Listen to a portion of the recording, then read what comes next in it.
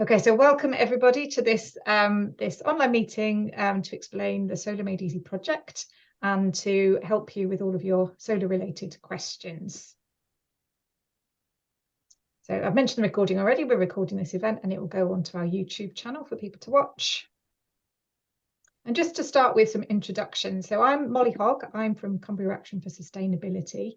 If you haven't heard of CAFS before, we are Cumbria's climate change charity, and our vision is to get the whole of Cumbria to net zero by 2037.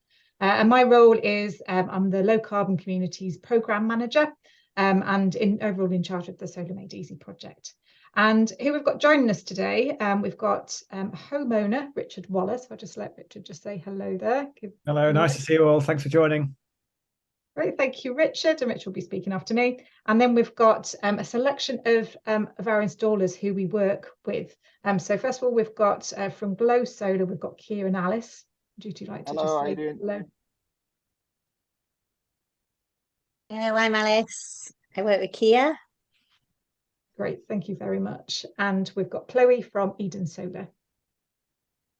Hi everyone, I'm Chloe. Great, thank you very much.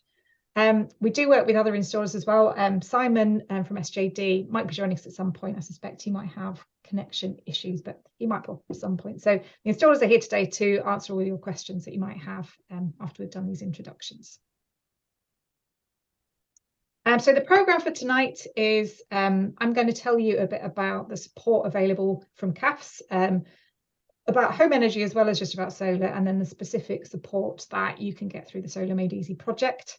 I'm going to look a little bit about sort of financials around solar, because that's always one of the first questions people ask is like, how much is it going to cost and how long will it take to pay back?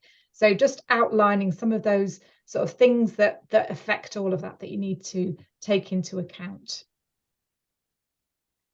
I'll then hand over to Richard, and Richard is going to give you the homeowner perspective of owning solar panels. Richard's had them for a while, monitors them very closely, and has got lots of kind of tech around it to kind of really maximise the benefit of those solar panels. So he's going to share that all with you. And then at about 7:40, we'll start our, sorry, I'm just omitting somebody else in 2 seconds. Around about 7:40, we'll start our question and answer session with the installers and aim to be closed around 8:15, but we can go until 8:30 if the questions keep coming. We'll just see how it goes. Just a little bit of housekeeping. If you can please stay on mute while the presentations are happening, that'd be really useful. If you've got a question in the Q&A, if you can find the raise hand function, raise that and then we'll come to you for the question, or just put your camera on and raise your physical hand and hopefully I'll try and spot you. Or alternatively, if you prefer, just if you pop your question into the chat and I'll keep the chat and I can read your question out for you when we get to that point. Okay, so I just wanted to start with this quote that I picked up a couple of months ago. This was from the International Energy Agency, and they were talking in June 23, and they were talking about the increase in global investment in clean energy. And specifically, they said, one shining example is the investment in solar, which is set to overtake the amount of investment going into oil production for the first time. And that's going to happen this year. So that just really stood out as a real milestone for me, really, that solar really has taken off. And I remember maybe a decade or so ago, people saying, oh, it will never happen. We'll never get renewables to be sort of at scale enough to be able to be a feasible energy choice, but it's happening. So great to see that. And also you might have noticed in the news, there's quite a few large solar farms that are in the planning stage around Cumbria. There's one proposed with Dean Moore near Workington, one in Barrow and one in Brampton. So again, it's very much a technology that is suitable for Cumbria, and lots of people are taking it up. But before we talk too much about solar, and we're not here to sell you solar, we're here to kind of provide you information to help you make the right decisions about whether or not solar is right for you. I wanted to raise that there are other ways in which you can improve the energy efficiency of your house. Solar might not necessarily be the first step that's right for you. So there's the smaller scale stuff, things like changing your light bulbs to LEDs, draft proofing, sorting out your temperature controls, those kind of things. And then there's the larger scale projects where you might want to think about extra insulation either in your walls or your roof or your floor, or perhaps replacing your gas or oil or coal heating system, so the bigger projects. So it's before you decide to go straight to solar, it's worthwhile thinking about, actually, is there something that I might be better off investing my money in? So I'm just going to tell you a little bit about the support we've got available at CAFS for people that are wanting to consider those other energy efficiency measures. So the first is our Cold to Cozy Home service. Now, this is a free service, and it's available to people who meet certain eligibility criteria, but those criteria really are quite broad. So there's one around income, and there's one around health, and there's also ones around age. So I think it's householders with a child 5 years old or younger, but also I think anybody over the age of 65. So it does allow quite a wide range of people to access that service. I'm just omitting somebody else. And what that service will do is that there's an initial phone call. You can then have a home visit by a qualified advisor who will come around to your home, and then they will do those kind of quick fix measures to help you with, so draft proofing advice, and give you an energy saving kit including LED light bulbs, advice on how to get sort of your boiler working most efficiently, things like putting reflectors down the back of radiators. They can also help you to look at grants that are available that you might want to pursue to get other things done. If you're interested in the bigger projects, sort of the home retrofit, as we call it, we offer a paid for service. So there is, at the beginning, there is free stuff that you can access at the beginning. There's a free telephone advice call. So if you've got some quick questions or you want to find out more details about how we can support you, there's a free advice call there. And also we've got free webinars like this. There's a new set coming up in November. Have a look on our events page where you booked onto this and you can find those. And there's also lots of recorded webinars that are on our YouTube channel that you might want to have a look at that we've run in the past. But then moving on from that, the series of sort of paid for support steps starts with what we call a home retrofit planner. And this is quite a sophisticated piece of modelling that will model the heat loss from your home. So an advisor will come out, measure everything and come up with a kind of a model of your home. It calculates the carbon footprint of your energy use, and it looks at different options, costed options, to work out, if you did this, this would be your saving. If you did this, this would be your saving, etc. So it really helps you to understand what's the best options for your circumstances and for your home. Following on from that, there's a series of other steps we can support you with. So to then turn that model into an actual plan for, okay, out of those options, I'm going to do this. And then to help you to kind of design up any of those particular details, specifications, and then help you to find the right installers to get that done. This is just a list of grants that are out there at the moment around home energy and retrofit. It's a mixed bag. It often changes, and they've got a whole mixture of who's eligible for what. So a lot of them have income related eligibility, but not necessarily all of them. Some of them, the eligibility is to do with the energy rating of your house, so your EPC rating. And some of them are open to also, for example, the boiler upgrade scheme, which allows you to replace your boiler with an air source or a ground source heat pump, is open to anybody. So we will send these slides out to everybody so you can search through these and see whether any might suit your needs. And there's a website at the bottom here where the government page where the grants are listed. But again, if you phone our free advice call or go through our Cold to Cozy Home service, they might be able to help you navigate through grants. So moving on to solar and talking about the Solar Made Easy project. The purpose of it is really to support and encourage people to progress with solar PV and help them make those decisions about whether or not solar is right for them. And what you get from us, from CAFS, is independent advice, and that's through these events. We've got FAQs, frequently asked questions on a website, which I'll mention in a minute, and some solar maps. And the other part of it is for those who use that advice and think, yes, okay, I do want to possibly go ahead and get a quote. The project is about improving your access to local vetted installers. and also giving you sort of access to an opportunity like through this event to ask them questions directly. That's really because what we sort of recognise as a barrier, that kind of trust issue, that people don't know who to go to, don't know whether installers are trustworthy. So the background checks, we've done background checks on installers, but who you see on the screen, and a couple of others we work with. But just to note that we don't have a contractual relationship with any of the installers, and we don't get any income from them. So it's purely an introduction, and then it's really kind of up to you to make those decisions about whether or not you want to progress with a quote from any of them, and we can't guarantee the level of service. The other purpose of it was really, again, to try and, from the installer's point of view, try to make the most efficient use of installers' time by bringing people together, and by us doing a lot of the upfront kind of discussions with you and collating property information. So to try and installers are in demand, they're busy people, just to try and kind of make their time stretch a little bit further. And we have, through this project, focused on some communities and done some in-person events in certain places. But because we're a bit kind of more established now, and because we've got a nice reliable pool of installers we're working with, they've very kindly said now that they're happy to support anybody in Cumbria at any time. So we don't necessarily just have to go through clusters of communities. So anyone on this call who happens to be from somewhere that we haven't worked with directly, that's absolutely fine. We can still help you out with quotes.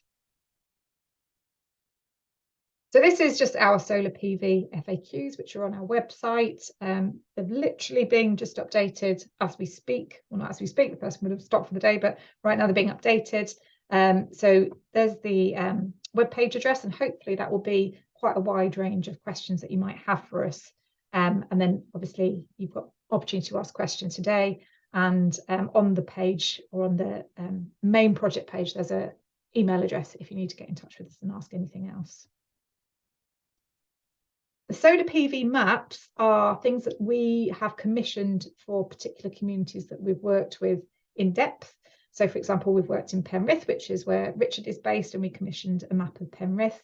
And what it does is quite a clever methodology that manages to work out how to use published data to then identify rooftops and then calculate how much sun would fall on that particular rooftop, and therefore how much electricity you might be able to generate if you put solar panels on that rooftop. It's not 100% accurate, but it gives a good feel for, yes, my roof is viable, or no, my roof isn't viable because it might be overshadowed by the next door church, or whatever it might be. So if you are in one of those communities, again, have a look on our webpage. The maps are all listed, so if you happen to live in one of those communities that we've mapped, you can go onto the map, find your house, and then if you hover over one of the purple blobs, if you've got a purple blob on your roof, it'll then tell you there how many solar panels might fit and how much electricity you might be able to generate from that roof. So just briefly how it works for people here today, everyone who's registered, oh, sorry, I've got somebody else in the waiting room. For everybody who's registered on this online meeting, we will send everyone a property questionnaire just in case you want to go ahead. Fill that in. It asks questions such as what's your annual electricity consumption, what's your roof made of, those kinds of questions. If you'd like to get a quote, fill that in as best as you can and return it to us. It should take maybe about 30 minutes to fill in. Don't worry if you don't have the exact information we're asking for. Just do what you can, get it back to us, and we'll pass that on to our installers. So we'll pass it on to 2 installers for each person. What we're kind of doing is trying to allocate them to the most local installers. So we've got a couple more in the north of the county, a couple more towards the south. And then they will then send you quotes directly. They also copy us in on the quotes just so we can kind of monitor how things are going along. And there's absolutely no obligation to take up either quote. It's just as if you've asked an installer independently for a quote. So it's totally up to you what you do at that point onwards. And here on the slides is our email address and the web page address for more information. So that bit, I'm going to pause for breath. That bit was mainly about the project and how to access the project. And what I'm just going to do now is maybe spend five minutes or so talking about solar panels, mainly looking at the kind of the financial aspects of it. But just the real basics, because we can't really assume that everybody here knows much about solar panels at all. So just the real basics, we're talking about solar photovoltaic panels, so PV panels, and they're the ones that generate electricity as opposed to the ones that generate hot water. So those are the ones we're talking about today. Typically, they're installed on your roof, sometimes on the ground, so either is possible. And generally, the benefits of having solar panels is that you will reduce the amount of electricity that you'll then need to buy in from the national grid. The benefit of that, apart from saving you money from doing that, is that it's 100% renewable source. So the electricity grid at the moment, it's a mixture of being powered by fossil fuels, mainly gas, or by renewables. So it's 100% renewable if it's your own solar panels. Obviously, by doing that, that will save carbon dioxide, carbon emissions, which is our priority here at CAFS. You should, in the long term, realise cost savings, and I'll come on to those in a minute. And in terms of a technology, it's relatively simple and relatively non-disruptive to your property because it's on the outside, sits on the top of your roof. So if you compared that to putting in internal insulation, for example, that's more disruptive. So it depends on the situation you're in and how much disruption that you're happy to take on. So this solar panels is relatively simple. Just looking at the capital cost then, very, very roughly, a system of about 12 panels plus a battery on average is roughly £11,000. But that really does depend upon quite a few things. It depends on the specification of the equipment, whether you go high end or whether you go for sort of standard spec, and sort of fluctuations in market costs and fluctuations between the installers have different sort of commercial positions on this. Other things that have a factor are how accessible your roof is and how extensive the scaffolding requirements are. You might need to upgrade your home electrics in some circumstances, which could add a little bit of cost, and you might need to do some work to upgrade your roof. So all of those things can affect the cost of the system.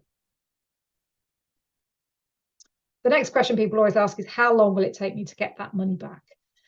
Again, unfortunately, this depends on a whole host of things, and it's very difficult to give a definitive answer. So obviously, first of all, it depends on how much you paid for the system in the first place. But then what it depends on is how much electricity you generate from your panels, and then how much of that electricity you actually use yourself in your home, as opposed to then export back to the grid. And then the other two things that come into play are how much you pay for your electricity, the other electricity that you still need from the grid, and how much you get paid for any electricity that you export back to the grid. And I'll come on to each of those things separately just to explain in a bit more detail. It's very hard to put a figure on it, but if you can optimize all of that, get a good situation, payback could be around 10 years. Once your system's designed and the installers know the specifics, they might be able to give a bit more of a specific indication on that, but there will still be things that are outside of their control. So they won't be able to give you an exact number on that. So looking at electricity generation, that's very much dependent upon the size of your system, so how many panels you've got, and the amount of light that falls onto those panels. So that's determined by which way they're facing, the orientation of your roof, and your location in the UK. And Cumbria is fine. Cumbria is absolutely fine. There's enough sunshine in Cumbria. Orientation doesn't necessarily have to be due south. East-west is actually quite good because you get the sun for a longer period during the day as it's kind of coming round during the day. So yes, depending on where the orientation of your roof will affect the amount of electricity that you generate.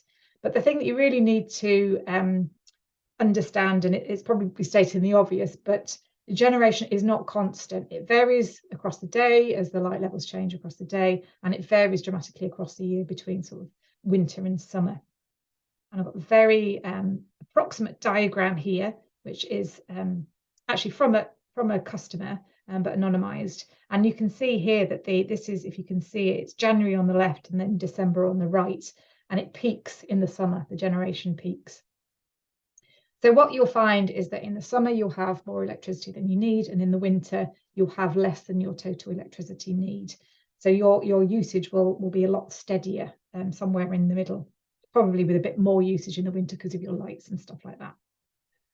Very, very, very approximately speaking, If you don't have a battery, you will probably use about 30% of the electricity that you generate, which probably sounds quite low. So you probably, unless you've really thought about this much before or learned much about it, you probably think it was higher, but it's about 30% because of that peak in the summer. If you have a battery, that will improve your self-consumption because you can store electricity you've generated during the day and then use it in the evenings. And that might push your self-consumption up to about 60%. So you're using an awful lot more. To increase that self-consumption, so how much you use in your house as opposed to export back to the grid, you can do these by doing a few things, like ideally matching when you use your electricity with when you're generating electricity. So Alice, just before we jumped on the call, she said, oh, I'll turn my heating on today because the sun was shining, which is brilliant. So it's that kind of thought about, is there electricity being generated? Is the sun shining? Right, okay, I'm going to put my dishwasher on now. So it's having that bit of awareness about when's a good time to switch things on. Other things you can do, and Rich has got lots of examples of this, is investing in a bit more tech to really make the most of the other bits of electricity. So it could be including a battery, it could be around storing energy as heat by linking into your water heater, and it might be around your car. So if you're thinking about moving on to an electric car, if you've got an electric car, again, you can make more of that electricity. But obviously, the more you invest, that kind of starts to affect the capital cost, so that you've got to take that into account. Just finally, the other thing that affects it that I mentioned before is how much you pay for your electricity and how much you get paid for anything that you export. So it's really about looking carefully at tariffs, what tariff you're on. So you're looking for a low unit cost for what you buy, and then you want to consider what they're offering for your smart export guarantee. So that's what it's called. That's the payment you get for any excess electricity that you export back into the grid. And that varies from electricity supplier to electricity supplier. And also, if you have a battery, you might want to consider what's known as a time of use tariff, which means that you can get a cheaper rate of electricity at night time and more expensive in the daytime. So you could potentially charge your battery at nighttime, say in the winter, and use that nighttime electricity then during the day. And I think, again, Richard might be talking a little bit more about this later on. We've got a link to a comparison site here for different tariffs. And at the moment, Octopus is quite far ahead of other suppliers in terms of the tariffs they offer that really support renewables. Last slide just on the funders, just because I have to, and I'm going to stop sharing now. Are there any burning questions on that before we move on to Richard, or we can save up questions to the end? Just going to have a quick look in the chat.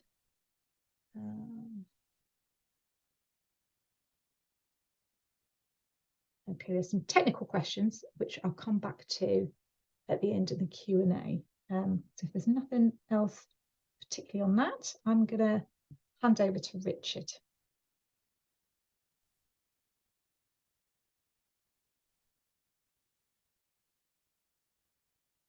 Oh, you're on mute, Richard, still.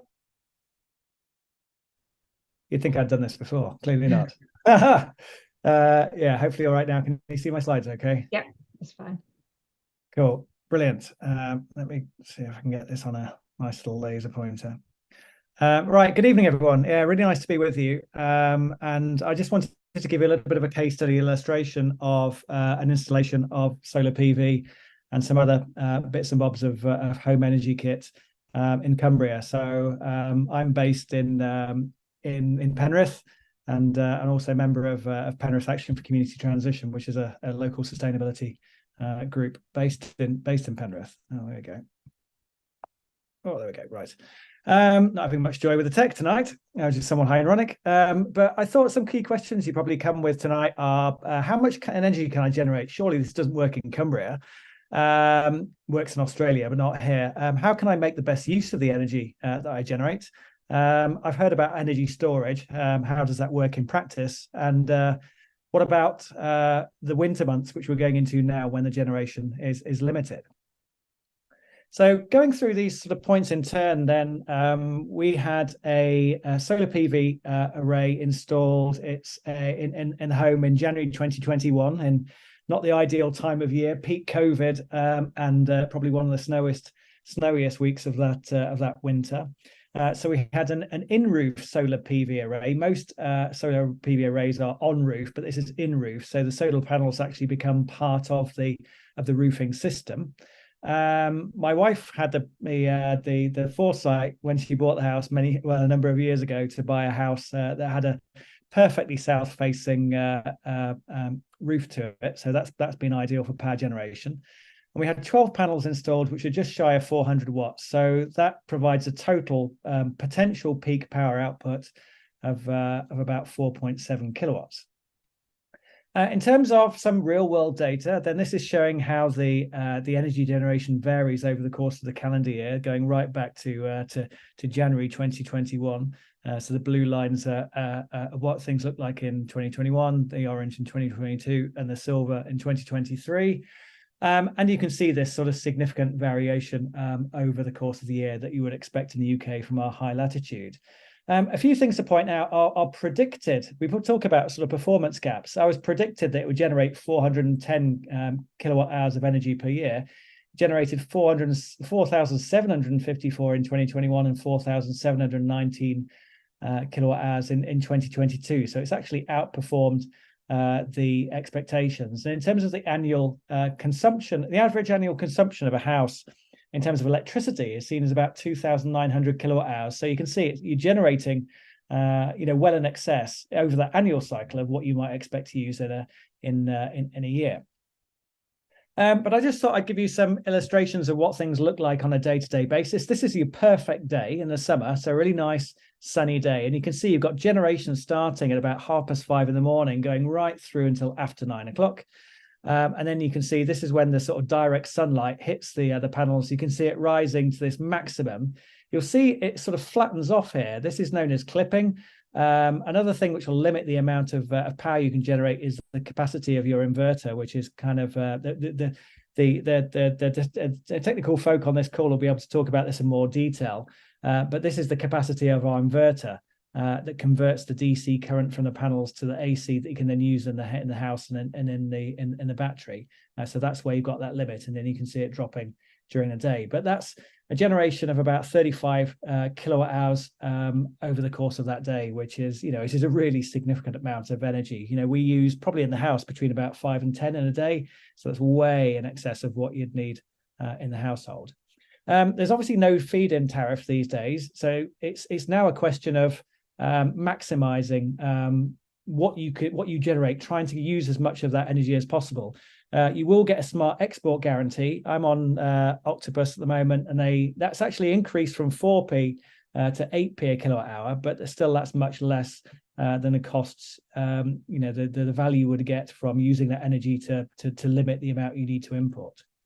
This shows a summer day on a more sort of cloudy day, and so you can see these dips in the amount of power that you're generating. This is when the cloud is going across the panel, but you're still generating almost 30 kilowatt hours. So even when you've got some cloud cover, you can generate significant amounts of energy.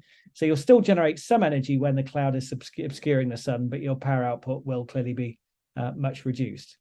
And then even in the winter, you can still generate reasonable amounts of energy. This is 19th of December, so close to the winter solstice, a largely clear winter's day. So you can see this nice profile, but you can see rather than having about 15, 16 hours of generation is now limited to about 6.5 hours during the course of the day. And the total power output, because the sun is lower in the sky, is obviously limited as well. So just some sort of real world data there, but how do I make the best use of the energy? This is where it's worthwhile considering solar diverters and smart controls that can help you to make the best use of the energy that you generate. So in this example, there are a number of companies that do this. One company, the kit that I've got is from a company called My Energy. My Energy is a company based in the UK, and they actually manufacture all their kit in the UK. So in here you can see we've got maximum output of 4 kilowatts, and this kit is automatically diverting 2.4 kilowatts into the hot water tank via a thing called the eddy, and 1.4 kilowatts into an EV through what's known as a zapper. And you can see that the house is just using 200 watts. And this kit will just do this automatically and will blend the energy between these different devices. So in terms of the My Energy Zappi, I've had an EV for about 5 years ago, and that was one of the drivers for me getting solar PV, that realization that, I can actually refuel my car at home. This was from yesterday to date. I checked from the solar array, I've diverted about 1,571 kilowatt hours of energy into the car. And when I look at the efficiency of the car, that equates to 5,821 miles of driving have been powered by surplus solar from the roof. The other bit of kit that they have is the My Energy Eddy, and that diverts surplus solar into the hot water tank. So if you've got a hot water tank, something to consider, or getting a hot water tank provides another way in which you can store energy, and that provides a way in which you can offset the use of gas that you'd be typically gas or oil that you might be using for that hot water production. And that's been one of the big learnings for me, is the value of thermal energy storage. Hot water is a great way of storing energy. So that combination of having solar PV, a solar diverter, and a hot water tank means you can use the hot water tank as a thermal battery, use that surplus solar during the course of the day, and then have a nice solar pad, bath or shower later on in the day. That moves on to then, I think, if we end up thinking about domestic batteries and home batteries, then so I've got energy storage in two forms, in that thermal storage, but also electrical storage in this battery. I've got a Tesla Powerwall. That's got a maximum of capacity of 13.5 kilowatt hours. It's also got a maximum power output of 5 kilowatts. So it's important to think when you're getting a battery and thinking, well, if I'm plugging in some appliances later on in the day, there'll be a maximum amount of power that the battery can charge. And if you try and demand too much power, it'll still then start to draw some energy from the grid. So looking at not just the capacity, but also the power that the battery can charge and discharge by can be important as well. But this shows the sort of way in which you're using a battery. This is showing the solar energy here in yellow. The green bit is showing that the majority of that surplus solar energy going into the battery. And then this is then showing that stored solar energy being discharged into the house once the sun has set. And so if you end up looking at the summer, the combination of things like solar PV and that storage can mean that basically you can be entirely self-sufficient, almost entirely self-sufficient. In fact, you can become like a little mini power station. So in this month's midsummer, June 2021, 99% self-powered. We pretty much everything that was powered in the house and in the EV by that. And you can see we exported 265 kilowatt hours, and we imported 6 kilowatt hours. There'll always be a little bit of import, so we were actually a net sort of producer of energy during the course of that month. We're obviously going into the winter now, and the amount of the solar yield dramatically reduces. But the one thing I wanted to highlight here is that some of these technologies can then be used to maximize your use of these time of use tariffs that Molly mentioned. So when you've got these time of use tariffs, which give you access to cheap energy and cheap and generally sort of relatively low carbon energy overnight, particularly as we get more and more things like offshore wind, then you can use these same storage diverters basically to charge your energy stores up overnight. So in this case, this is a screenshot from the middle of the night, and I'm pulling 14 kilowatts from the grid at the time when it's cheapest. So 7 kilowatts is going into the car to charge the car up, 3.2 kilowatts is going into the house that's actually charging the hot water tank up, and 3.5 is going into the battery to charge the battery. And then the game is to try and run the house off all of those energy stores during the period of high peak cost to make it through to the next low cost window. So there's an increasing number of time of use tariffs. I'm on Octopus Go, which gives you 4 hours overnight. And as I say, the key thing is then trying to kind of in the winter certainly maximize is to import your energy, fill your boots with the energy over that time period, and basically import nothing over the subsequent 20 hours. So that becomes a way in which you can do two things. You can save money as a consumer, but this is another way by load shifting that you can really do the grid a favor by taking the demand off peak time and also importing energy where it's generally lower carbon as well. One thing, just a cautionary tale there, one of the things which took the longest to organize, took about 6 months, was to get a smart meter fitted. To do that, there can be some communication issues at places in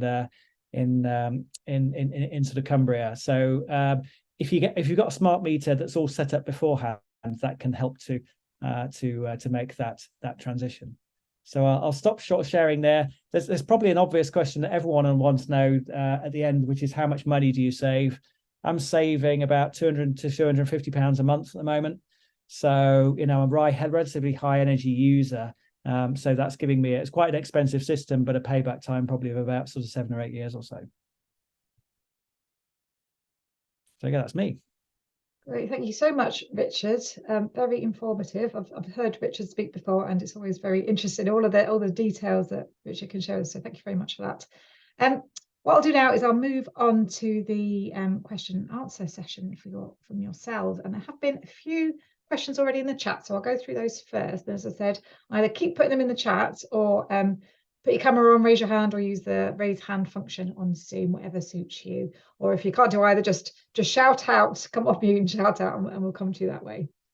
Okay, first question was, and what I'll do is I'll just alternate between our two installers for the answer, and if the other installer wants to chip in with some extra information, that's absolutely fine. So as before, I said we've got Kieran Alice from Glow Solar, and we've got Chloe from Eden Solar joining us today.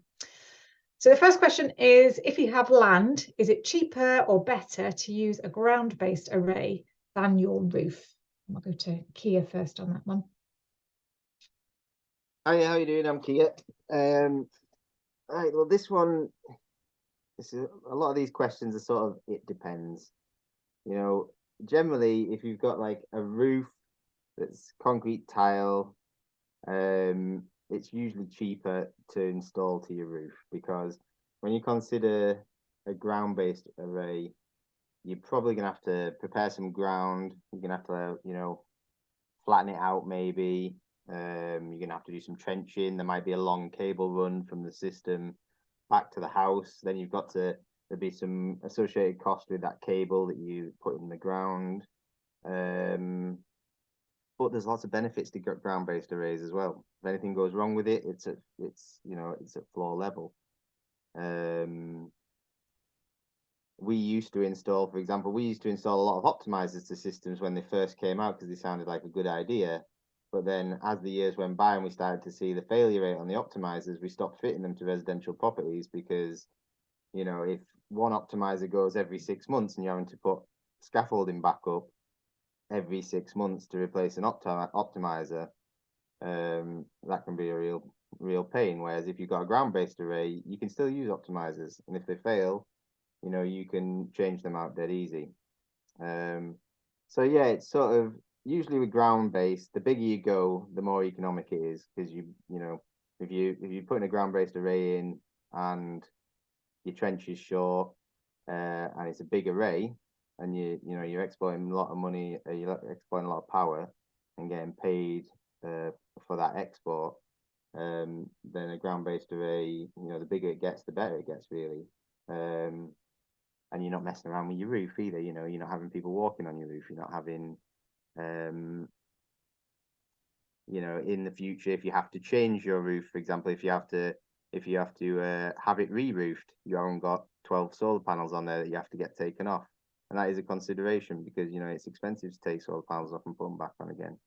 It's almost as expensive as putting them on the first time round. So, yeah, it's a bit of a depends question. But yeah, it's definitely we do quite a lot of ground-based systems now. And, it's not, you can get these systems now where there's not concrete, there's not a lot of concrete in, you don't have to pile things into the ground. You can just use these little cheese wedge shaped plastic bins and fill them full of gravel, and that's quite a cheap way because it's quick, it's an easy installation to complete, and it's you're not having to get machines out to pile things into the ground, and you're not or dig holes and using a lot of concrete to put these things in to fix them in so they don't blow away. So yeah, it's a good way of doing it for certain. But yeah, it's a bit On of ground-based, and sorry, Key, you do Go on, need Em. planning permission, don't you, for ground-based?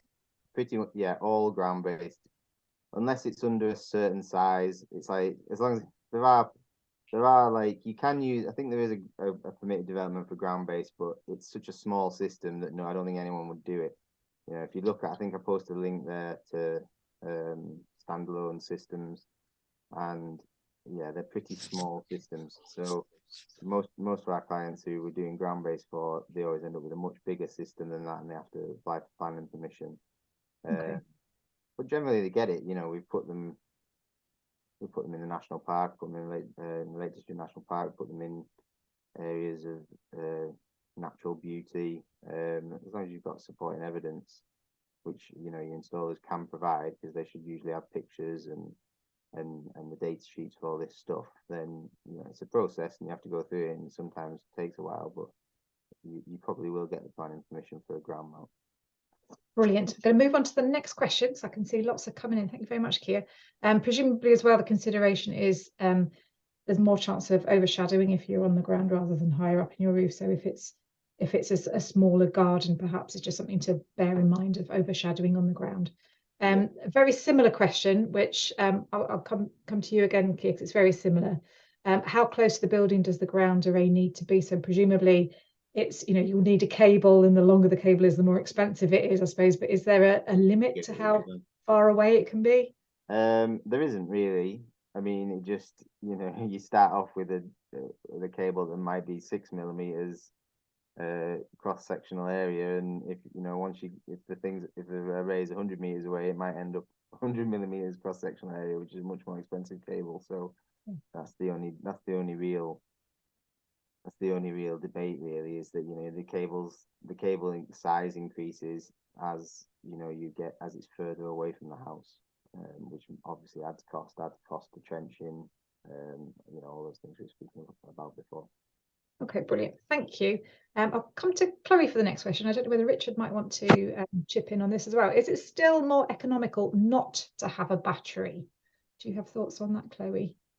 I think the battery, I think now, because you know there isn't a feed-in tariff and there are these agile tariffs where you can charge the battery up on a cheaper nighttime rate, like Richard said. I think the batteries make a lot more sense to people. Having that battery, being able to store that energy and use it on evenings, you know, if you're out at work and the sun's shining and whatnot. Yeah, I think it really does add up now. Whereas before, when the technology first came out, just due to the price of them, I don't really think it did add up back then. But yeah, I would say no, it does. Would you agree with that, Richard? Could you see how your system would be without the battery? Yeah, I mean, for me, it would have made zero sense in a post feed-in tariff era to have had solar PV at all if I didn't have a battery, because I'm in a sort of situation where you're out at work during the course of the day, you know, so the house is unoccupied when you're generating, and then you come back exactly when you want to use the power. So I always thought, well, I need to actually have something to store that power, then to use it when I need it. And I think we're absolutely moving to a situation where there's going to be much more of a flexibility market as we get more and more renewables, you know, which I'm sure we're all sort of enthusiastic about. You know, it's going to be more of a focus on your ability to shift your demand to meet the time at which those renewables are available. And so I think that kind of system, where if you can access that energy when it's cheaper, and storage is a great way to do that, then I think you'll be well set for the energy systems of the future. So yeah, I think it's going to make an increasing amount of sense as time goes by.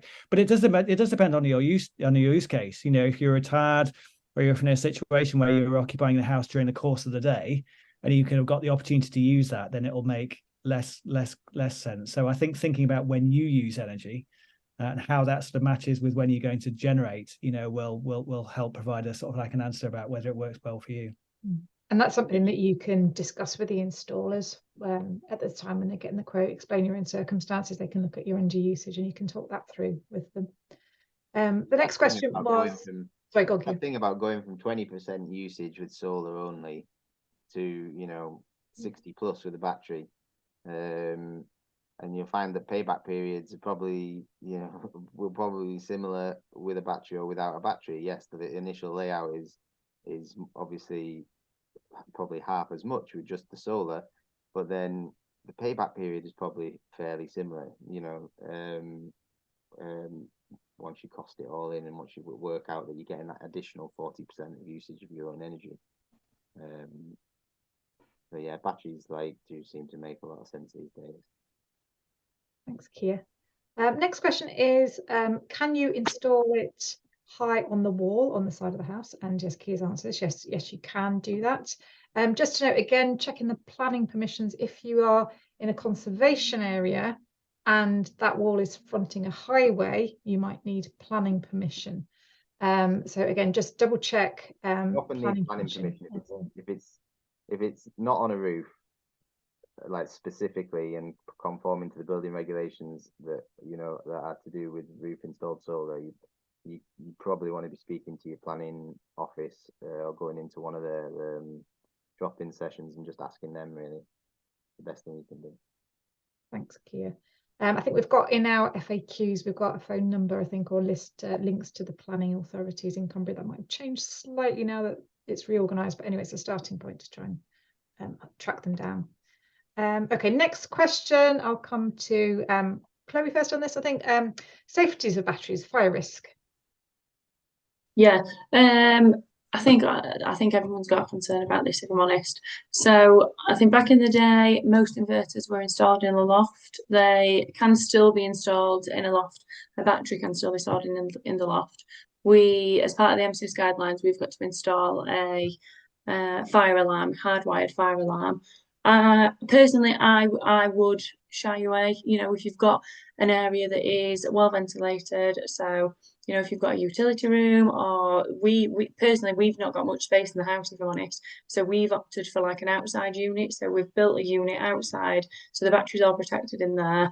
It's got good airflow. So yeah, I say as long as it's well ventilated, and you've got the safety precautions like the fire alarm, then you'll be okay. Yeah, you don't want to be putting them on you don't want to be putting them under stairs. Yeah. You don't want to be putting them on any escape routes. I mean, lithium batteries generally are pretty safe. They have a good record. But yeah, I had a client recently that we've been using these Ritherden boxes that you'll see the electricity companies or the gas companies use. So they're completely outside of the building in one of those boxes. Obviously, that is quite a big additional cost to a system because those boxes are expensive. But he built himself a very expensive lodge in Eskdale and he didn't want it to burn down. So he just took every precaution possible to keep that separate from the building. But putting them on outside walls is a great idea. Most of these batteries now have battery heating technology, which was the problem with putting them outside before, was that in the winter they would get cold, and then if they got below 5 degrees, quite often these batteries would not output what they were supposed to, what their rated output was, because they were cold. Well, now they have a functionality in them. Tesla was the first one. Well, Tesla's always had it, but Tesla was the first one to do it. But they will keep themselves at a temperature so that they can maintain, the kilowatt output that is specified on the data sheet, basically. Okay, great, thank you. I'm going to move on to the next question. Have you any data on land-based solar PV? So presumably this is asking about the amount of generation from land-based solar PV. And if I'm right, it would be exactly the same as if it was on your roof, just as long as it wasn't overshadowed by being lower. Is that anything else to add on that? The same. Yeah, it's completely dependent on shading and usage, your own usage in kilowatt hours as any solar PV system that you install. In terms of payback, the only thing that I was sort of, from what Richard was saying, the only difference is that now you actually do get paid quite well to export solar. So on a tariff like Octopus Flux, for example, they're paying 19p. Well, it depends where you're around the country, but 19, 20, 21 pence as a standard rate across the day for export. And then between 4 and 7 in the evening, they might pay 35p a kilowatt hour. So that's kind of feed-in tariff. That's feed-in tariff rates for exported energy. My general spiel these days when I go out to sell solar panels to clients is that there's no harm in putting more solar panels on.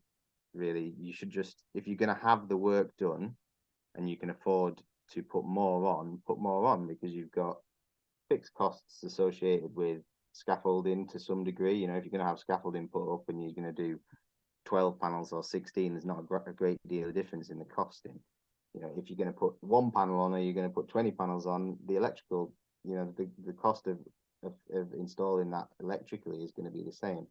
So, you know, put as many as you can get on, because your next purchase will be an electric car probably, and then there's no way you won't have enough solar panels at that point. You know, you can't have enough solar panels once you've got an electric car, especially if you use that electric car a lot. You know, so the more you can get on, the more you will get paid from export, the more you will use yourself, the bigger buffer you will have in winter as well. So instead of, you know, if you put 4 kilowatts of solar on, you might be getting 500 watts of output in the depths of winter. You know, if you put 6 kilowatts on, you might just get 750 watts or a kilowatt of output in the winter. You just get a little bit more oomph in the winter as well, which is, you know, not to be sniffed at. Brilliant, thanks. We'll move on to the next question. Maybe this is one for you, Richard. Is it easy to switch electricity suppliers? Oh, Richard needs to move before he answers the question. Yes, sorry, say that again. Is it easy to switch electricity suppliers? Yes, in a word, very easy. As I say, the sort of like the most challenging element was having a smart meter. So it's getting a smart meter installed, which we found to be the most sort of challenging element, because it's the smart meter you need to then access a lot of these time of use tariffs that are useful for the solar, you know, for these systems. But then once you got that, yeah, switching tariff was a piece of cake. It's a good idea to get an isolator for your site fitted at the same time they do your smart meter as well, because it's just a safe way for your installer to come in and switch off your supply. Like, in reality, we're not supposed to pull the fuse in these on a house. I mean, you know, if anything goes wrong, if you ring them up and ask them to come and pull it, they won't come and pull it. But you know, so they expect you to pull it, but if anything goes wrong, you're liable for pulling it. It's kind of a catch-22 situation. So while you're having that smart meter fitted, just ask them to install a site isolator as well, double pole isolator, and then that makes everything easy for when the install comes around for your installer to just safely isolate the site. Great, thank you. Next question is around batteries. How long will a battery work efficiently for before needing replacing? So I think I've picked up from previous events it's around 10 years that batteries are guaranteed for. Is that right, Chloe? You seem to be nodding a bit there. Is that? Yeah. So I mean, every manufacturer differs slightly. Some of them have throughput warranties as well as a yearly warranty. So they'll say it either lasts for, I don't know, 10 years or however many cycles. So, you know, whichever comes first. But yeah, they're all about 10 years now. Great, thank you, Chloe. Next question, I think, is for me. Rollout of the maps. Is there a programme for new areas to be added? Not yet. We've got another year and a bit of running this project. So we might be able to work in perhaps another 4 or 5 different communities next year and might be able to do the mapping. It really depends on how big that community is, how dense it is, to be whether it's value for money to do the mapping, how many houses we pick up in that area. But if there's a particular, Andrew, who's asked the question, if you want to put in the chat where in particular you're thinking about, I can respond to that, whether or not we've had any contact with any communities there. Next question, are ground-based ones limited in domestic settings? I mean by legislation. So yes, you will need planning permission. Is there any set limits? Alice, do you know that in terms of size for domestic? I don't think so. I mean, we install in people's gardens and we install in fields, so I don't think so. Just kilowatts in a single phase is the maximum. So that's the maximum on a single phase, 17 kilowatts, and then yeah, I mean, on a 3-phase system, there is no limit really, depending on what it's all just down to you putting your application into the distribution network operator and finding out. You know, they'll do a study on your local line and see basically what you can install. I did think that, Molly, there's no mention, it might be worth saying that when you have your panels installed, depending on the size of your inverter, your installer makes an application to usually Electricity Northwest, the electricity board. And if you're having an inverter that's over 3.68 kilowatts in size, we have to make an application, and they'll come back to us and give us an offer on how much they'll allow you to import and export. And usually it's about right for what we want to install, but sometimes they won't allow you to export or import as much as you would like, and we have to put a limit on your inverter. And if you want to have a big system, that usually only takes about 2 weeks now. But if you want a large system that's over around 6 kilowatts, your inverter, that takes up to 9 weeks. So it's just a bit, well, it takes 9 weeks. It never takes less. A bit something else to build into the time frame. What they're doing is looking to see how you're going to raise voltage on the line in the local area. That's basically, if you put solar PV onto your property, it tends to raise the voltage. So they do a local study to see how much it's going to raise it by, and there's like set limits that they work to. And the point is that it's an export limit. So say you've got a 10 kilowatt system, a 10 kilowatt inverter, but your export limit is 6 kilowatts. If you're producing 10 kilowatts and you can use it in the house, there's a 10 kilowatt load in the house, say you have a battery to charge or you've got a car to charge, you can produce that 10 kilowatts and use it. It's just that, say you're all out of the house and there's no load in the house and your system's producing, well, has the potential to still produce that 10 kilowatts. What it means is that if you have an export limit of 6, it will derate your system to 6 so that you can never put more than 6 kilowatts back onto the grid at any one time. So there's a bit of clip in there to stop that voltage raising. Okay, great. Thank you, Kia. Next question again about planning. Planning permission in the national park, is it needed? And if so, how difficult is it to get? So even in the national park, it should be, and it slightly depends on who you speak to, but what the legislation says, that it is permitted development, which means you are allowed to do it on a roof. The only places where, or the only circumstances where you would need planning permission is if it's on a wall fronting a highway or if it's ground mounted. But again, with it being national park, and because there are some different interpretations on the rules, double check first, contact the planners if you're unsure. Different if your building is listed, you definitely need planning permission if your building is listed, or scheduled monument if you happen to live in a scheduled monument. So yeah, just be on the safe side. If you've got concern, consult your planners first, but theoretically you should be allowed to put it on your roof in the national park. Any other thought, any contradictory thoughts on that from Keir or Chloe or Alice, or do you agree with that? I've never had any problems installing in the national park. I mean, even the ones where we've gone for planning permission, it's usually come back. The planners seem to be fairly lenient these days. I mean, the only one we've had refused recently was in Wharton for some reason. They've got some sort of strange, like, arcade. Conservation areas, I think, are more tricky than the national park. Yeah, we've had trouble with conservation areas, actually, yeah. There's one specific thing about Wharton, I don't know what it is, but yeah, they refused it as like this very local planning requirement. But yeah, national parks generally fine. Yeah. So just double check if you're unsure. And also it's very slightly different rules for businesses if it's commercial properties. No idea why, it makes no sense to me. But yeah, so just double check with the planners. Question about electric cars. I don't have an electric car and don't plan to get one until this one dies. Is it still economic?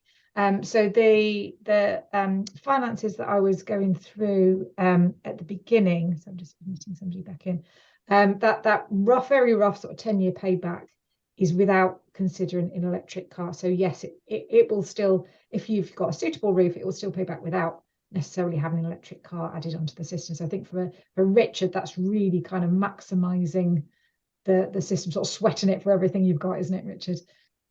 Yeah, I mean, I think as Keir was sort of pointing out, you've basically got an enormous bucket that will just hoover up any surplus energy that you've got, and I've had situations in the summer where in the space of 2 days, I mean, it blows my mind, to be frank, you've got these 12 panels with no moving parts whatsoever.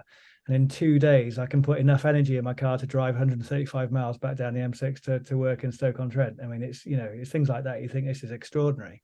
So yeah, I think, you know, if you want a kind of a good way to maximize your self-consumption, you know, having an EV, you know, if you know it's going to be there certainly at stages during the course of the day, can be a great way to mop up any excess that you generate. Thanks, Richard. Richard's added a bit more detail into the chat around the fire risk issue, so I'll let people read that by themselves. Next question. Will a company installing panels guarantee them for so many years? And if there's a problem, will they fix or replace them? And also, if technology improves, will they upgrade them for a reduced cost? Is it worth it? I'm going to come to Chloe on that one. Yeah, so there's the manufacturer's warranty. So that's, you know, for your panels, for your inverter, for your battery. And then there's also a workmanship warranty. So, you know, each company will offer a different workmanship warranty, starting at 2 years, I think up to 10 years you can warranty it for. So it just depends on who your installer, you know, who your installer is. And I'm sure, you know, Glow Solar will do exactly the same. If you've got any problems, you just come straight back to us. We can see the system when it's online, when it's being commissioned, so we can log in remotely, have a look, see if there's any glitches or anything like that. If we can see if you have we've had a couple of people actually, they're charging on a cheap nighttime tariff, and sometimes if you get a setting wrong, that can, you know, make the charge times and discharge times slightly different. So if we need to edit anything like that, if you're having trouble with, we can. And if it requires a return trip to site, we'll arrange that as well. Okay, anything to add from Kira or Alice? I mean, I've been fitting them for 15 years. I've never had a solar panel go wrong. Like Richard was saying, there's no moving parts in the solar panel, and they're tested rigorously before they come out of the factories. You know, you probably have to replace your inverter once in 10 years. You know, budget for that. You know, solar panels just generally, it's an incredibly reliable system. You know, if you don't introduce optimizers, you don't introduce microinverters, they're just connected in series together. As long as, you know, they're installed properly in the first place, then they'll just go and go and go. You know, we were, even 15 years ago, I was going to systems that have been in for 10 years. I've been back to those systems for nearly 20 years now. You know, these are systems that are like panels that are less than 100 watts in power that are still going, you know, 20 years after they were installed. They've had 2 inverters. So yeah, the panels themselves are extremely reliable. And yeah, in terms of like replacing kit, manufacturers are generally pretty good about it. You know, if something goes down within its warranty period, you go back to your installer, your installer will come out and see what's happening. It'll identify the problem, and if the problem is with a failed inverter, for example, it will be a failed. It'll be that will be the thing. Then you know, you do a couple of tests, you produce them for the manufacturer. The manufacturer sends you a new one out, and, you know, depending on, you basically swap it out and start. You know, what I would say is with inverters, probably always go for something that's got at least 10 years as a warranty. You know, a lot of them come with a 5-year warranty. It's worth extending it to 10, because in my experience, inverters tend to last between, you know, some 5 and 10 years basically. So get the 10-year warranty. You know, you can extend them to 20 years, but would I want a 20-year-old inverter, a year-old inverter? Probably not really. So I think, you know, and once you go past that 10 point, the warranties generally start to get expensive. So yeah, just bump it to 10 years. Thanks, Kia. We're going to have to race through and pick up the pace a little bit because the questions keep coming, which is great. Just the second part of that question, if the technology improves, will they upgrade them for a reduced cost? Presumably that's not possible, because the technology is improving all the time, and the panels are getting more powerful. So I think unless the technology goes wrong and it's covered by the warranty, no, you wouldn't get a sort of a cheap, you just got to buy in. Upgrade. You buy into it at a certain stage. You know, panels improve in efficiency like a little bit every year, and then probably, you know, they fit about 5 watts of extra power into a panel every couple of months. But yeah, once you buy in, you sort of, that's when your point was for buying in. And, you know, it wouldn't be economical to swap them for more powerful panels for quite some time, I don't think, just because of the installation cost. Okay, great. Thank you, Kate. I'm going to come to Chloe for this next one. Is it better to be in a new house, i.e. would the roof be easier for fitting the panels? Not necessarily, no. So when we come out and do the survey, we'll pop in the loft, check all the rafter spacings and whatnot, and we can advise from there whether, we think the roof's suitable or if it needs any work. Then in regards to tiles, if it is an older roof, if there's any tiles that need replacing, we can replace them. But now we've installed on really old houses, so no. Great, thank you. The next question is about receiving the feed-in tariff for older systems. So we already have solar panels and receive the feed-in tariff payments. We'd like to fit more panels. Is it possible to have both a feed-in tariff arrangement and a smart export guarantee arrangement running at the same time, or will we need to drop out of the feed-in tariff? Who wants to take that one? I have the exact situation at home. So I have panels that have the feed-in tariff, which oh no, yours are a bit newer. So I have the feed-in tariff. As part of your feed-in tariff, there's two elements to it. So you have what you generate and you have what you export. And if you want to move, so I recently moved to Octopus Flux. All I'm moving to Octopus Flux is the export tariff, not what I'm generating. So you still get your payment for your generation through your feed-in tariff, but your exports can move to any of the smart export guarantee tariffs, but mine is with Flux, which is much better than what I was getting through my feed-in tariff. I think that was about 4 to 6p or something through my feed-in tariff. I was getting paid per kilowatt hour, whereas with Flux, obviously at different times of the day, it's much higher than that. So yeah, you can have two concurrently. And when you do it, when you go through the motions with Flux, you'll get an email and it's got like 4 different tick boxes and you have to tick the scenario. So just read those 4 boxes carefully. And it's saying, do you want to move both parts to us? Do you want to move just one part and not the other? And you can actually keep your fit with an entirely different supplier.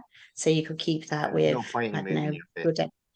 There's no real Yeah, point you can in keep ever that. moving your fit. Just leave it where it is for its entire life. There's no advantage to moving it really. The other thing is when you're talking about, so what you're getting at there is if you want to install more solar panels, and you want to have a battery, you have to make sure that battery, you have to basically make sure that you don't send any more power through the original meter. So you would probably, for example, if you had two, you can still charge a new battery with both systems, with the new one and the old one, but you'd have to have an AC coupled battery, or a DC coupled. You could have a DC coupled hybrid as well, but you'd have to monitor the other system. But what you can do is add more panels to that original system, because that will put more power through that old meter, which would mean that you would get paid more through your feed-in tariff. So you can never add anything to that. So you just leave that system alone, let it do its own thing, and then you pick the power up after it comes through that meter. Okay, thank you, Kean. Moving on to the next one. I might take this one. Is there any expectation that the government are likely to provide non-means tested grants for solar panels? Highly unlikely. They've moved away from the feed-in tariff because I suppose a feeling that the subsidy had done its job and solar had become a more affordable, more mainstream technology. Most of the vast majority of grants that are around are for heat pumps now, and the means tested ones seem to be focused on installation measures, so it's not prioritized because it is much more of a mainstream technology.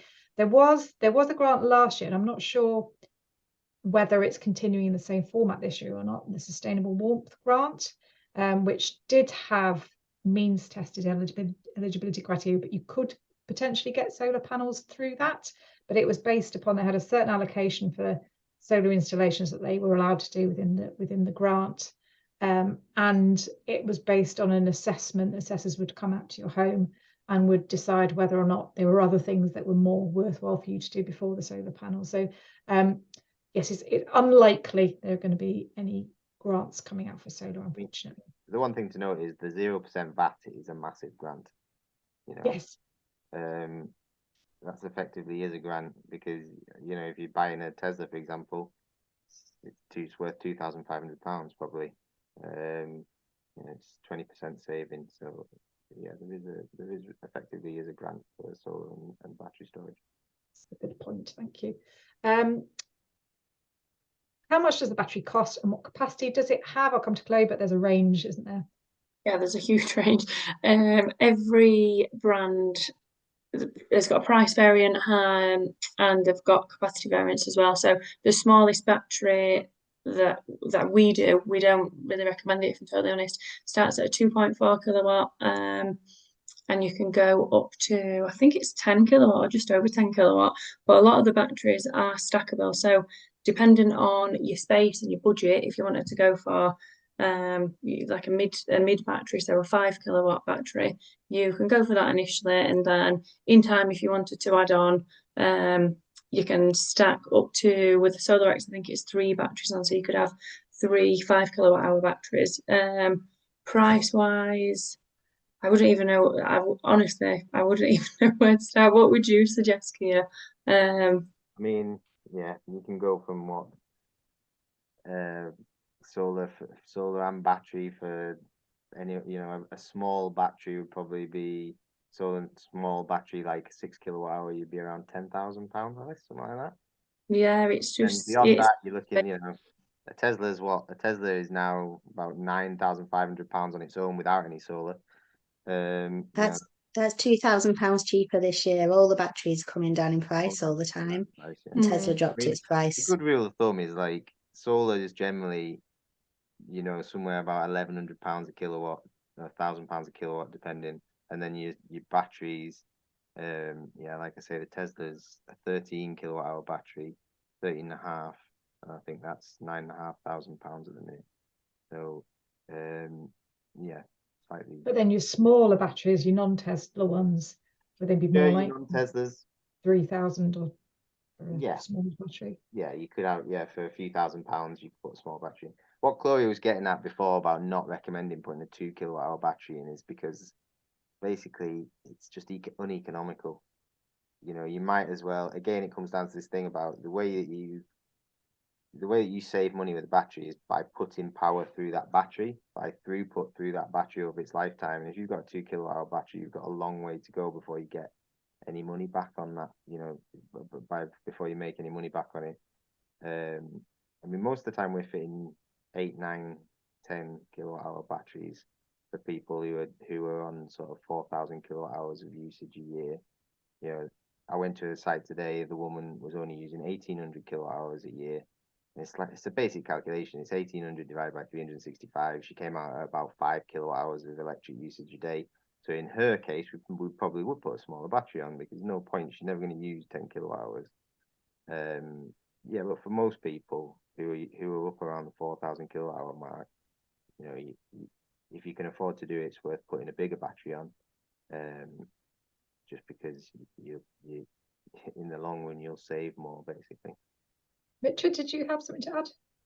Well, I was going to say that I'll have to leave shortly in terms of at the risk of potentially getting divorced quite soon. But I thought a parting shot in that one would be, in terms of sort of like the batteries, there's some really interesting, you know, look in terms of some of the functionality of some of the batteries. Depends on sort of technical you are. The things like the Tesla Powerwall, the thing I've realized is that it's got some really impressive sort of AI behind it. It knows what time of year it is. It even takes a weather forecast. It knows what the forecasts are going to be the next day.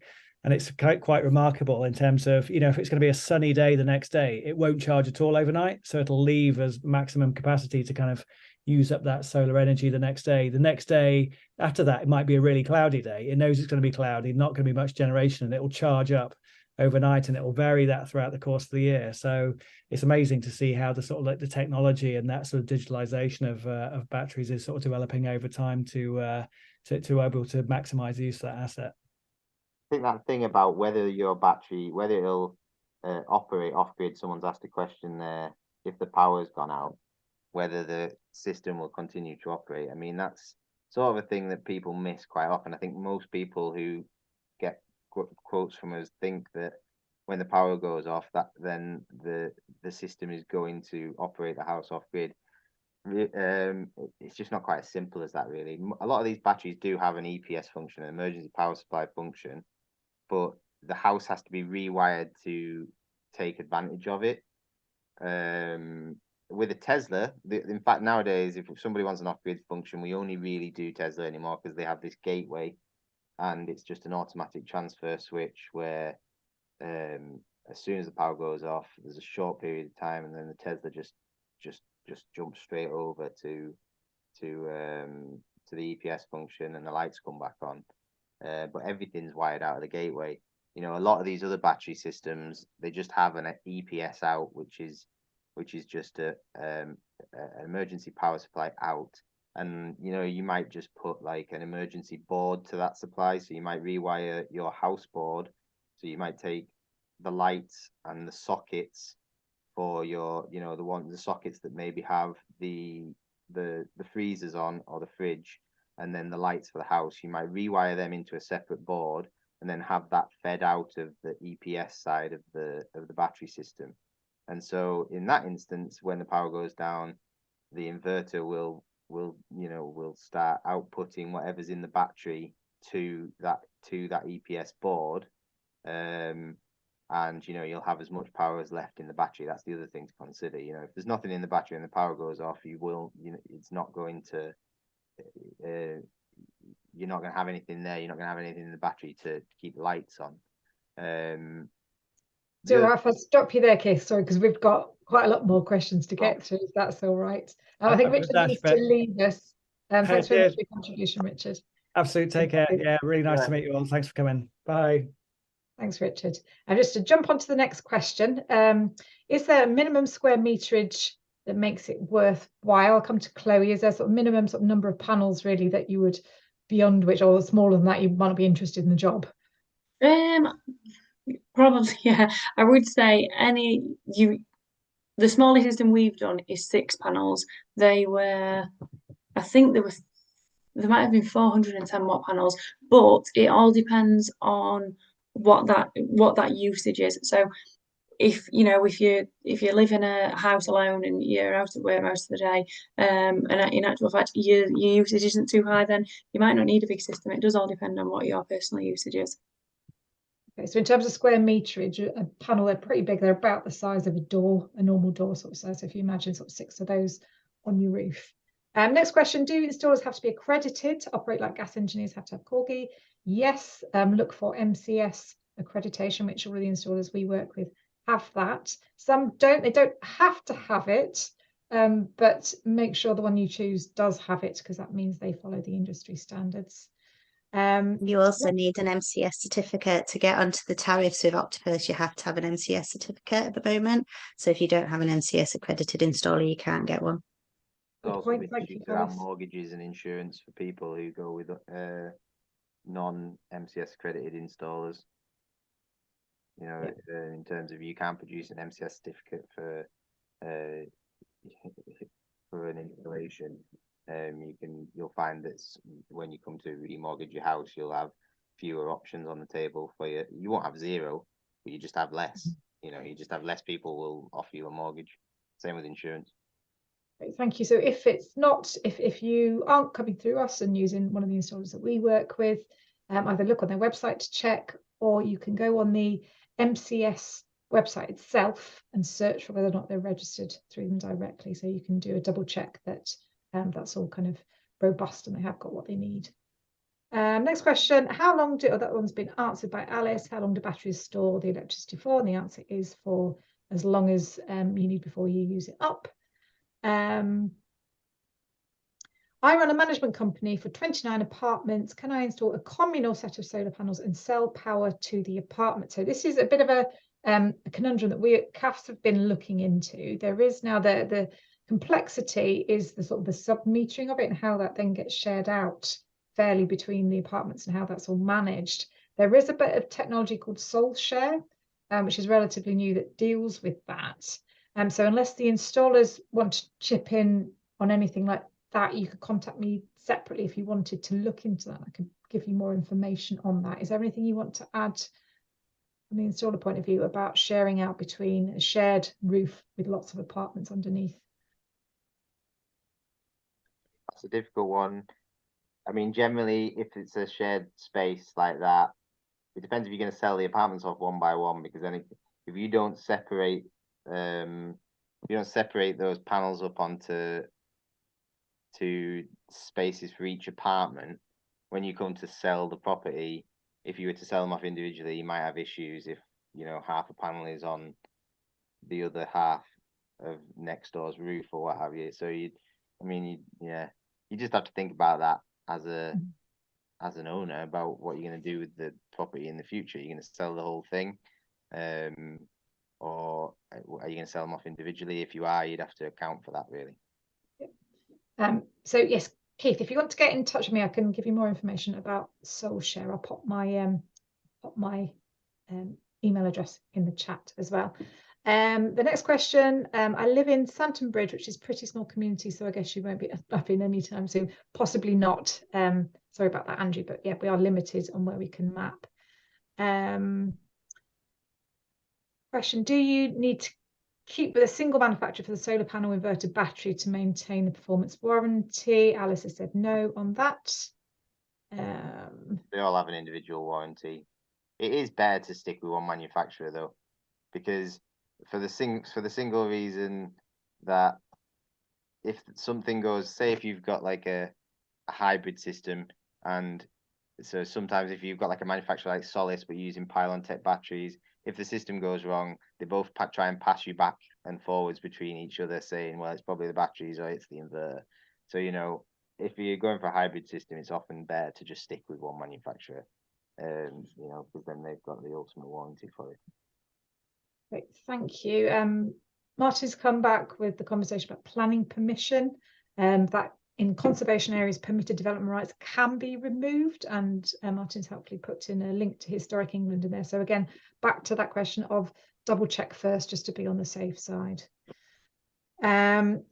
Next question, what would it cost me to replace a battery now? I know it might have gone up in 10 years' time.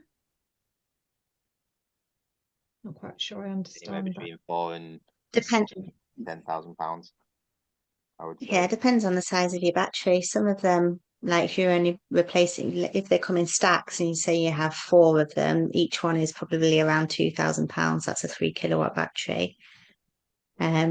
But they're coming down in price as well, so they might not have gone up in price in 10 years' time. Next question about sort of maintenance, really. Do you have to clean solar panel surfaces? Chloe, do you want to take that one? No, you don't really necessarily. I guess it just depends on where you live. So we're very blessed in Cumbria to have plenty of rain. The panels have got like a coating on top. So if any dust or debris or bird muck or anything like that gets on there, it usually washes off. You might find sometimes that you get a bit of stubborn muck that's on there. So if needed, you can just wash it down, with a brush and water. But yeah, I wouldn't say you need to regularly clean them or anything. Okay, and can solar panels damage a roof in high winds? Yeah, if they're not installed properly, yeah, they will. So it's important that when the survey is conducted, like I said, we check the rafter spacings and whatnot.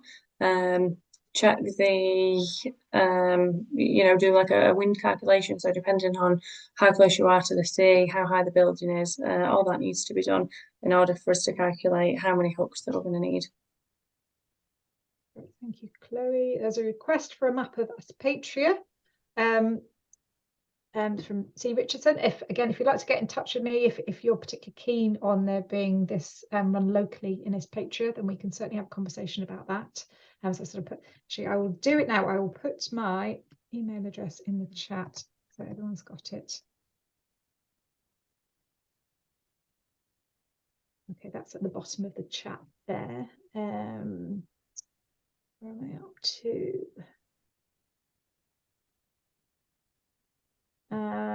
Hazel lives in a windy position. Can you combine a wind and solar system to up generation in the winter? Is it sensible? I already have some solar getting feed-in tariff. Looking to add this with more panels and possibly wind too. My solar panel system has been brilliant. So thoughts on domestic scale wind turbines? Yeah, you can. So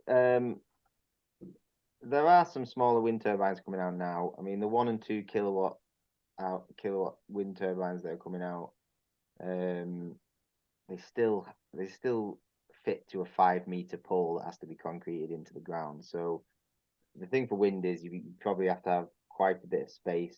Generally, all wind comes under planning permission.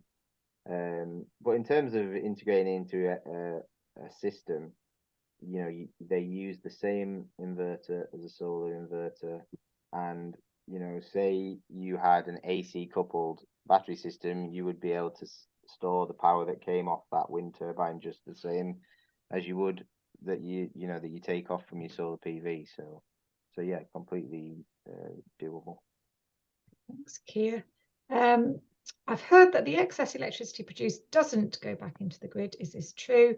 This just comes back down to, I think, what Alice was saying about, in some instances, it may have to be capped at a certain level depending on the capacity of the grid. But yes, as long as it's installed properly, connected properly, you should be able to put it back into the grid and get paid for that. Oh, I think I've come to the end of the questions, just as we're approaching 8:30. Unless there's anything burning from anybody else, I think I might draw things to a close. Thank you so much for staying with us, everybody. I hope that's been helpful to you. I hope we've got through all of those questions and didn't miss any. Massive thank you to Alice and Chloe and Keir for joining us and for answering all your questions. And we've already said goodbye to Richard, so great to hear from him as well. Yes, we'll get this on YouTube. We'll send you out the questionnaire if you wanted to get help with quotes, and I've put my email address there in the chat if anybody wants to follow up with anything. But other than that, thank you very much, and I hope you all can go off and enjoy the rest of your evenings now. Thank you very much.